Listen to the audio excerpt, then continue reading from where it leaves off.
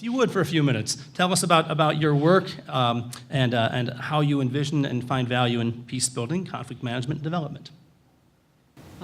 Starting with a nice small question. First of all, thank you for having me here, and congratulations on the birth of the school. It's a big milestone, and it's a pleasure to be here to celebrate with you. I also am very excited about the partnership that we inaugurated, launched, I don't know what the right word is, this afternoon, between Kennesaw and U.S. Institute of Peace. I think it's exciting for us both to have your university help us shape the education and training that we do around the world, and to be able to get feedback from all of the students and faculty here. So for me, it's been interesting to come to the U.S. Institute of Peace after a career that has moved me really from work on pure development assistance to more the diplomatic realm, and then into conflict resolution and peace building. And that journey, and I spoke with some of you today in your classes, so I'm mindful of trying to make this interesting for people who already heard some version of it.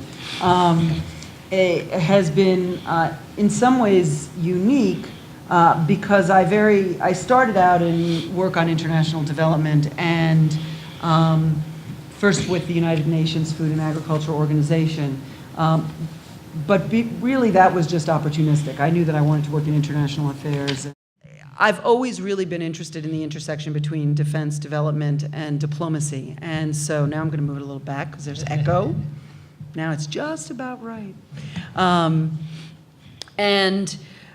U.S. Institute of Peace at this moment in time really provides me with the opportunity to combine these various disciplines. I lead something called the Center for Applied Conflict Transformation. We have 3 program centers at the U.S. Institute of Peace. And let me back up for 1 second just to give small background on what USIP is. The U.S. Institute of Peace was created over 30 years ago by an act of Congress during the Reagan administration. It was actually founded by and created by an act put into place by congressmen who were all World War II veterans, and were really dedicated to the proposition that peace was possible, practical, and cost-effective. And they felt that there needed to be an institution funded by the United States government dedicated to peace building as part of the toolkit that we could bring to bear on foreign affairs. We are actually funded through U.S. government appropriations, congressional appropriations, but we're a non-governmental organization. And that was very intentional to allow us to advise government but remain arm's length from government, and to be independent of outside influence. So we have both a direct appropriation from Congress. We also do a great deal of work with the Departments of Defense, State, and U.S. Agency for International Development that makes our sort of full annual budget and the full range of our programs. And we've evolved over time from an institution that was really founded in grant making and collaboration and formation of programs on conflict resolution and peace building, as well as research and education and training, into an organization that has field programs around the world. So, sort of close parentheses, to return to my original story, this was the sweet spot for me, because I, as the Chief Strategy Officer at USAID, saw that increasingly the countries that continued to require development assistance and foreign aid were fragile states and conflict-affected states.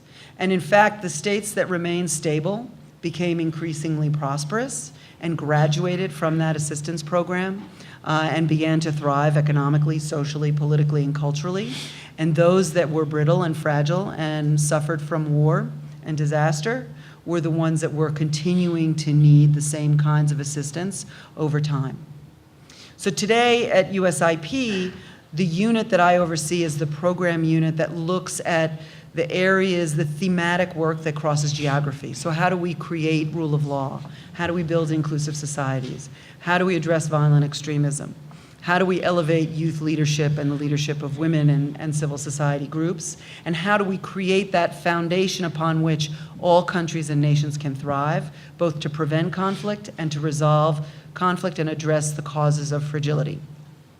So I find myself in a perfect place to match, as Joe was saying, all the names in the title of your school, having come from a varied background that has taken me to non-governmental organizations, multilateral organizations, development organizations, and a number of other fields that come together to say, how do we build a brighter future for the global community?